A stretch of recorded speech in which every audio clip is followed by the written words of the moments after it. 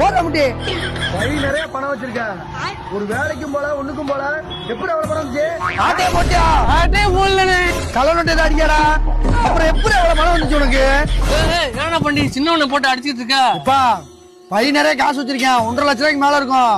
எப்படி இவ்வளவு காசு கேட்டா சொல்ல மாட்டீங்க, அதான் அடிக்க அவனை. 1.5 லட்சமா? நேத்து வேற கோயில் உண்டியில காணும் தேடிட்டு இருக்காங்க, அதுல இருந்து அட்டை போட்டியாடா? டேய் கோயில் உண்டில எல்லாம் கைய வச்சனா கைக்குள்ள விளங்காம போயிருண்டா, சொல்றா.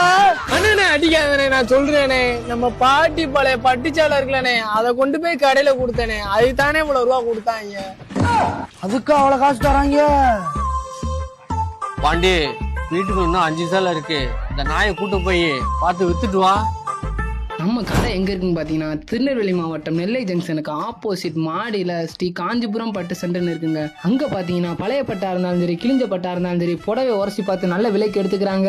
சேலையை உரசி பார்க்கும்போது வெள்ளை கலர்ல வந்தா வெள்ளி சருகு, அது 1000 ரூபாய் முதல் 10,000 ரூபாய் வரைக்கும் எடுத்துக்குவாங்க. அதுவே உரசி பார்க்கும்போது செம்பு கலர்ல வந்தா செம்பு சருக போகாது, அது மட்டும் இல்லங்க பிளாஸ்டிக் சருகையும் போகாது. அவங்க பாத்தீங்கன்னா நம்ம கொண்டு போற புடவைக்கு பணமும் கொடுக்காங்க, ஒரு வெள்ளி கொலுசு ஃப்ரீயாவும் தராங்க. அது மட்டும் இல்ல பழைய வெள்ளி பொருட்களையும் நல்ல விலைக்கு வாங்குறாங்க. நீங்க கொண்டு வந்த 4 புடவைக்கு 40,000 ரூபாய். அது மட்டும் கிடையாது, நம்ம கிட்ட வெள்ளி கொலுசும் ஃப்ரீ.